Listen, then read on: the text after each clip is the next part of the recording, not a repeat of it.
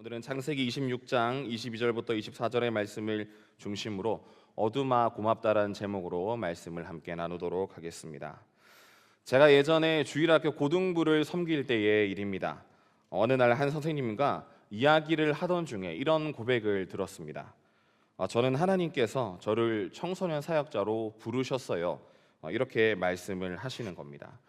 제가 그때 무릎을 탁 치면서 그래서 저렇게 묵묵히 기꺼이 아이들을 품고 계셨구나 이런 생각을 했습니다. 사실 저는 목회자가 되고 싶어서 사역을 시작한 사람입니다.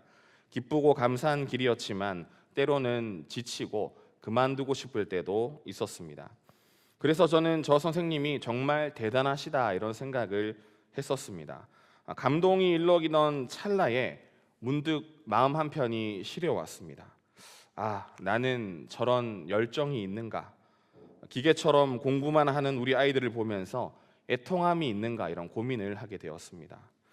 언젠가 제자 한 명이 고3의 무게를 느껴보라면서 자기의 책가방을 제 손에 쥐어준 적이 있습니다. 무겁긴 했지만 그 안에 담긴 마음의 무게는 제가 읽지 못했습니다.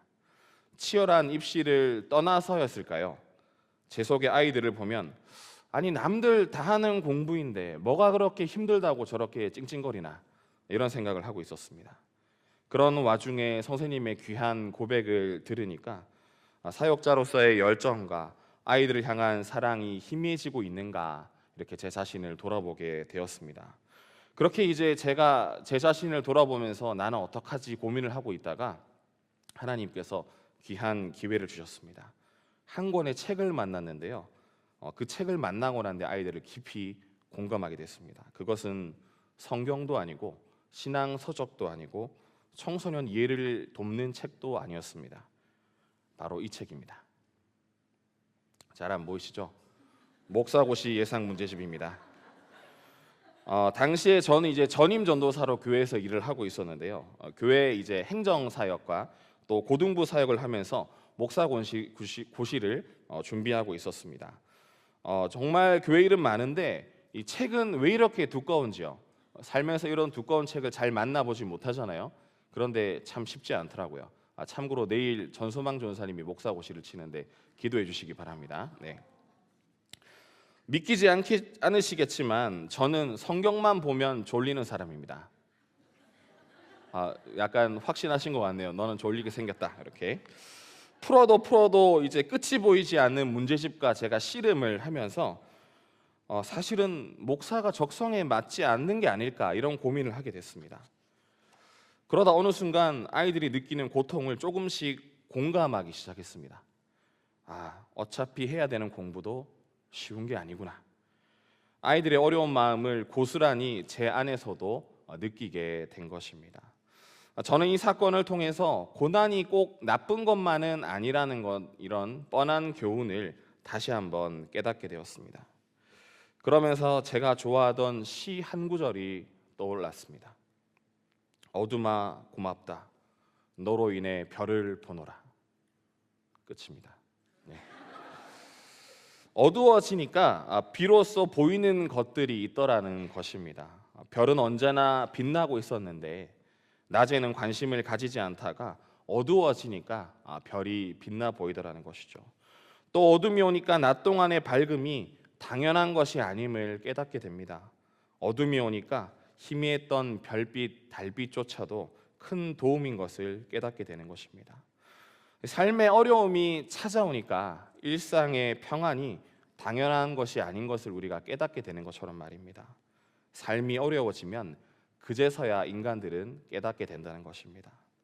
그전에는 내가 잘나서 내 힘으로 사는 줄 알았는데 내 삶에 어두움이 찾아오니까 그제서야 깨닫게 됩니다. 내 인생 내가 지탱하고 있는 줄 알았는데 내 안에 있는 믿음이 내 삶을 지탱하고 있었구나. 혹은 내 안에 있는 겨자씨만한 믿음이 내 마음을 지탱하고 있었구나 말입니다. 제가 왜 겨자씨만한 믿음이라고 이야기를 하냐면요, 저를 돌아보니까 제 믿음이 그렇더라고요. 제가 어릴 때 성경에서 배운 복음은 위대한 능력을 가지고 있었거든요. 그런데 자라면서 머리가 굵어지고 어려운 일들을 만나게 되면서 내 믿음이 겨자씨만큼 작아버리더라는 겁니다. 그런데 그 작은 믿음이, 겨자씨만한 믿음이 돌이켜 보니까 내 삶을 지탱하고 있었다는 것을 어두워지니까 깨닫게 되었습니다. 그래서 세상을 살다가 어두운 시절을 보내고 계시다면 그것은 절망의 순간이 아니라 복음의 능력이 더 선명해지고 드러나는 시간이고, 믿음이 깊어지는 시간이고, 하나님 나라의 법칙이 드러나는 기회인 것을 기억하시기 바랍니다. 메시지 성경은 마태복음 5장의 내용들을 우리의 마음에 와닿게 번역해 놓았습니다. 우리 한 목소리로 읽어볼까요? 벼랑 끝에 서 있는 너희는 복이 있다. 너희가 작아질수록 하나님과 그분의 다스림은 커진다. 4절도 보겠습니다. 가장 소중한 것을 잃었다고 느끼는 너희는 복이 있다. 그때에야 너희는 가장 소중한 분의 품에 안길 수 있다. 아멘. 그렇다면 성경에도 어두움을 통해서 하나님을 깊이 경험했던 사람이 있을까요? 있으니까 말씀을 전하겠죠.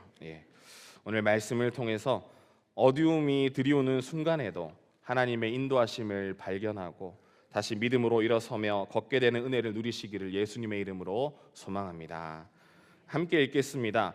어두워지면 믿음이 자랍니다. 이삭이라는 사람이 있습니다.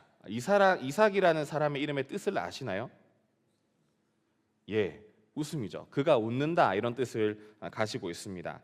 그런데 이 이름에는 참 많은 사연을 가지고 있습니다. 하나님께서 사라에게 아들을 주시겠다고 하셨을 때 사라가 어떻게 했지요? 웃었습니다. 그런데 어떻게 웃었죠? 비웃었습니다. 사실은 내 나이에 아이라니요 하나님. 당혹스러움과 함께 불신이 섞인 웃음을 가졌습니다. 이름이 웃음으로 지었는데 이런 웃음이 있었다는 사실입니다. 아브라함도 마찬가지입니다. 하나님의 말씀 앞에 얼굴을 대고 엎드렸지만 마음속으로는 웃었습니다. 어떻게 우리가 아이를 이 나이에 가질 수 있겠습니까? 그렇게 나온 이름이 이삭입니다. 아이러니하죠. 기적 앞에 피어난 웃음, 기대할 수 없던 현실 앞에 터져 나온 웃음. 그래서 그 이름은 참 아름답고 기념비적인 이름이었습니다. 하지만 그 이름이 이삭에게는 과연 어떤 의미가 있었을까요? 여러분들 이름대로 살고 계십니까? 제 이름이 환인데요. 빛날 환이거든요. 빛나 보이십니까?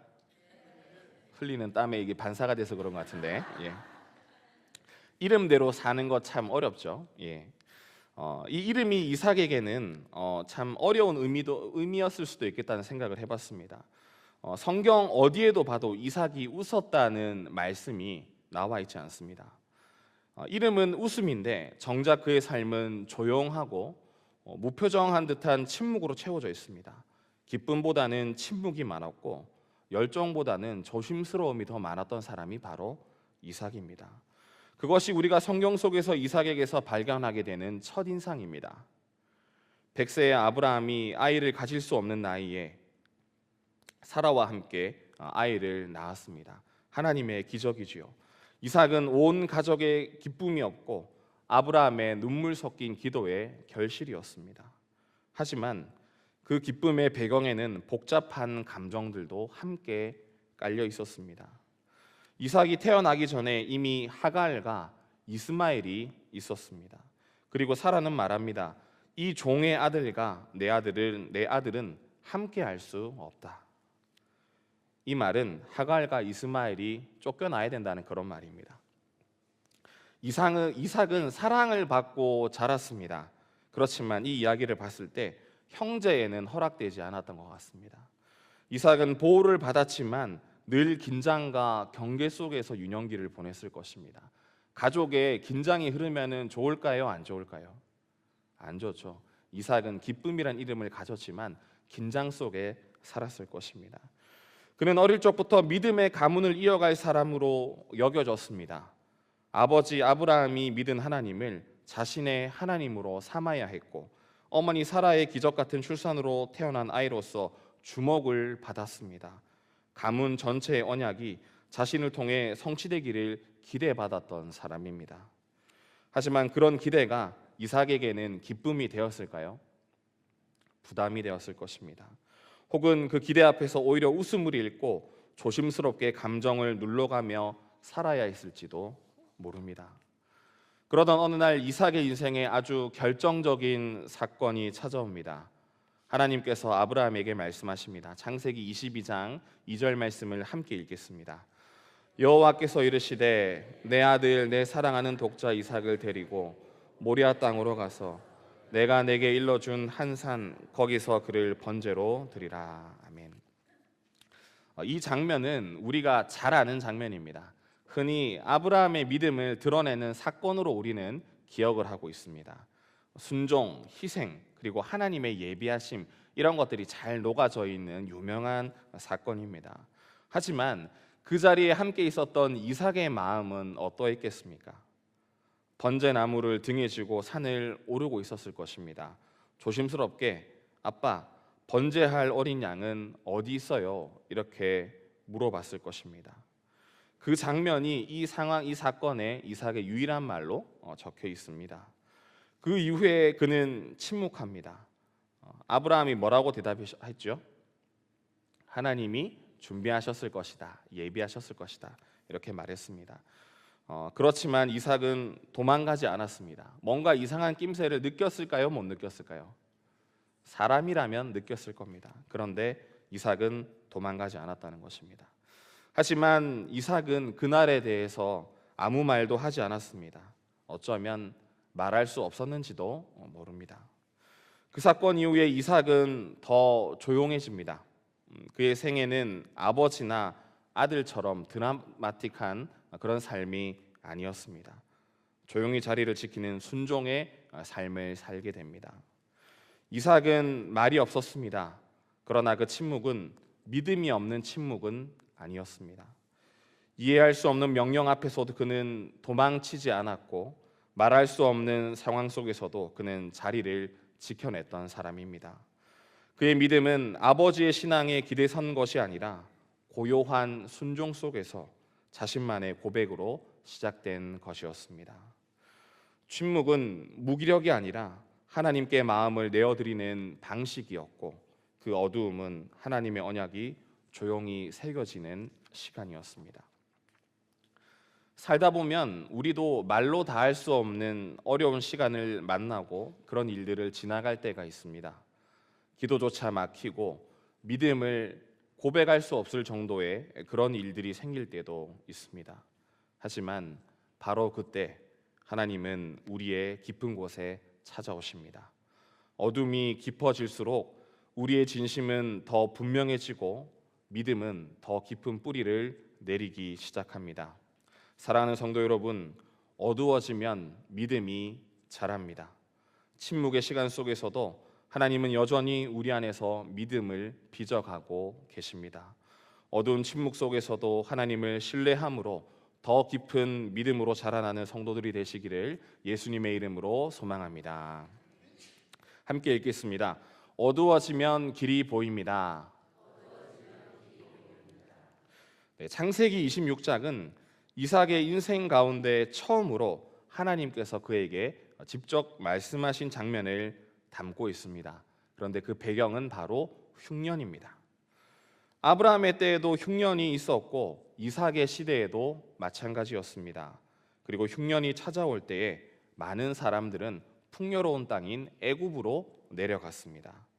풍요의 땅, 물이 있는 곳, 눈에 보이는 확실한 자리, 누구나 그곳으로 향할 수밖에 없는 그런 시기가 바로 흉년이었습니다. 이삭도 마찬가지였습니다. 이삭 역시 애굽으로 내려가려고 계획을 세우고 있었던 것 같습니다. 하지만 하나님은 그 길을 막으셨습니다. 창세기 26장 2절 말씀을 우리 함께 읽겠습니다. 여호와께서 이삭에게 나타나 이르시되 애굽으로 내려가지 말고 내가 내게 지시하는 땅에 거주하라. 아멘. 이 말씀은 단순하게 경로를 수정하라는 말씀이 아니었습니다. 이것은 하나님의 사람으로서 이삭이 자기 길을 선택하지 않고 하나님께 묻는 자리로 나아가는 새로운 신앙의 시작이었던 것입니다. 이 구절에서 지시하다는 말은 단순한 위치를 지정해 주시는 말씀이 아닙니다. 앞서 인도하신다는 뜻을 포함하고 있습니다. 다시 말해서 이삭은 자기가 편한 땅을 선택하지 않았다는 것입니다. 대신에 하나님이 말씀하시는 땅, 아직 어떤 결과가 있을지 알 수 없는 땅에 머물기로 결정한 것입니다. 이것이 바로 믿음입니다. 사랑하는 성도 여러분, 어두워질 때 우리는 본능적으로 밝은 곳을 찾습니다. 누군가의 성공을 쫓고 남들 다 가는 길을 따라가고 싶어집니다. 그러나 하나님의 길은 눈에 보이는 길이 아니라 말씀을 따라가는 길인 것을 기억하시기 바랍니다. 우리가 그 자리에 있어야 할 이유는 하나님이 계시기 때문입니다. 언제나 말씀을 따라가는 성도들이 되시기를 예수님의 이름으로 소망합니다. 본문 6절 말씀을 같이 읽겠습니다. 창세기 26장 6절 말씀입니다. 이삭이 그랄에 거주하였더니. 하나님의 명령은 단순했습니다. 머물러라. 그렇게 말씀하시니까 이삭은 애굽으로 내려가지 않았습니다. 대신 어디에 머물렀을까요? 방금 읽었잖아요. 그랄에 머물렀습니다. 그 그랄 땅은요, 땅은 척박하고 사람들은 낯설고요, 주변은 불안했을 것입니다. 그러나 이삭은 움직이지 않았습니다. 하나님이 거기에 있으라 하셨기 때문입니다. 그리고 하나님은 약속하십니다. 26장 3절 말씀을 같이 보겠습니다. 이 땅에 거류하면 내가 너와 함께 있어 내게 복을 주고 내가 이 모든 땅을 너와 내 자손에게 주리라. 내가 내 아버지 아브라함에게 맹세한 것을 이루어. 흉년의 땅, 앞이 보이지 않는 시간. 그러나 거기서 하나님은 언약을 새롭게 하셨다는 겁니다. 침묵 같았던 하나님의 음성이 다시 들려오고 아브라함의 하나님이 이삭의 하나님이 되는 순간이었습니다. 이삭은 그 자리에 머무르면서 다시 하나님의 음성을 들었습니다.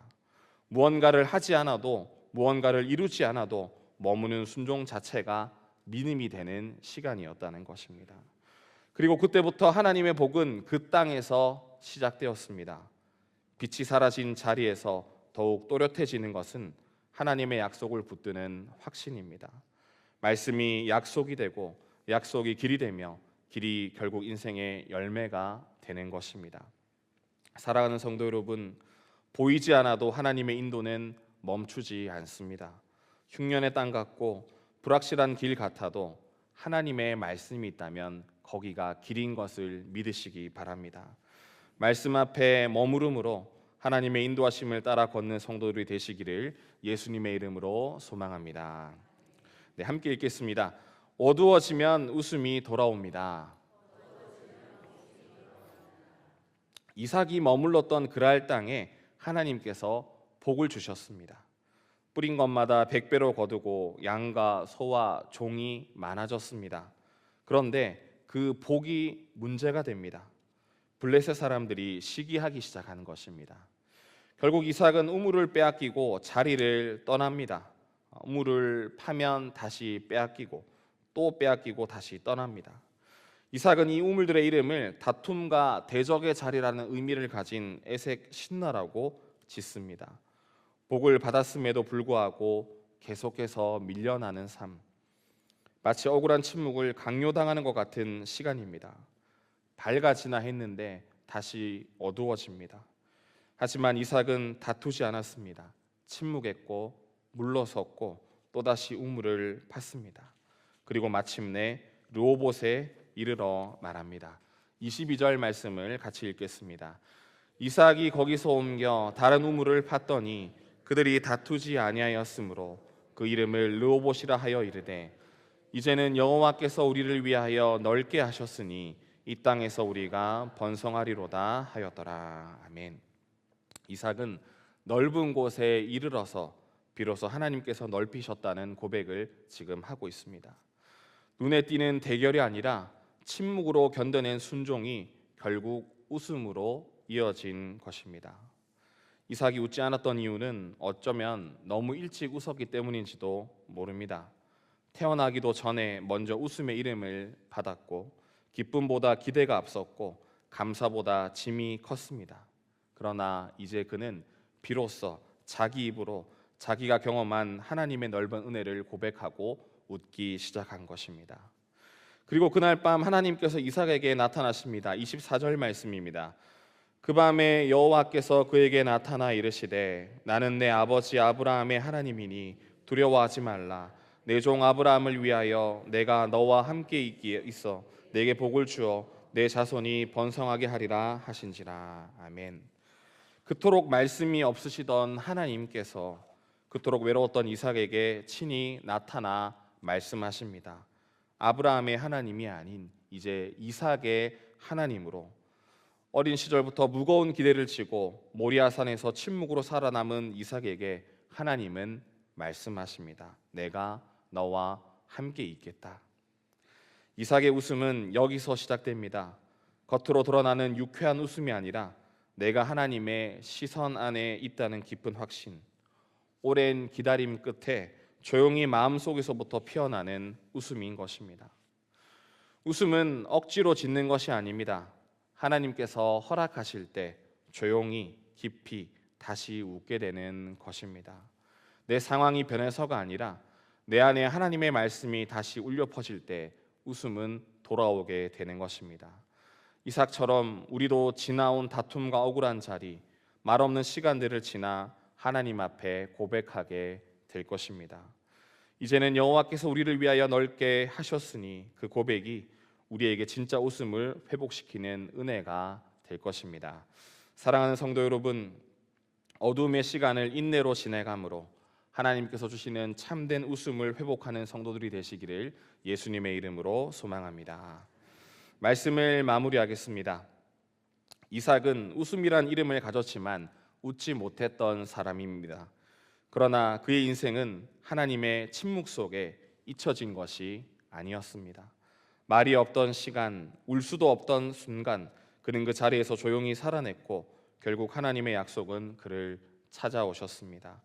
이삭의 삶은 고통도 있었고 침묵도 있었지만 그 어두움의 모든 것들은 결국 하나님의 빛을 비추는 무대가 되었다는 것입니다. 사랑하는 성도 여러분, 지금 우리 삶의 자리가 어두워졌다고 느껴지십니까? 웃음보다 눈물이 더 많은 시간입니까? 하나님의 음성이 들리지 않고 앞이 보이지 않는 상황 속에 계십니까? 그렇다면 그 길은 끝이 아니라 오히려 진짜 믿음이 시작되는 자리인 것을 믿으시기 바랍니다. 진짜 말씀이 들리는 시간이고 하나님이 준비하신 웃음이 다시 피어날 자리인 것을 믿으시기 바랍니다. 그러므로 부디 그 자리를 떠나지 마십시오. 그 어둠 속에서 하나님을 기다리십시오. 하나님은 반드시 우리의 삶을 르호봇으로 인도하실 것입니다.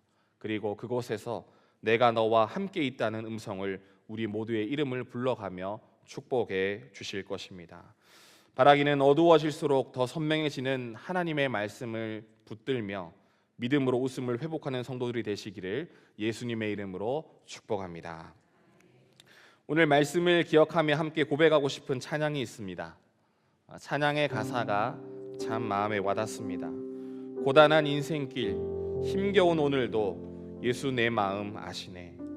이 가사처럼 하나님은 말없는 침묵 속에서도 우리 마음 깊은 곳까지 아시고 동행하시는 분이십니다. 어둠 속에서 말 대신 침묵으로 드리는 우리의 기도도 그분은 놓치지 않으십니다. 그래서 우리는 오늘도 하루를 다시 걸어갈 힘을 얻게 되는 것입니다. 이 고백을 마음에 담으며 함께 찬양하겠습니다.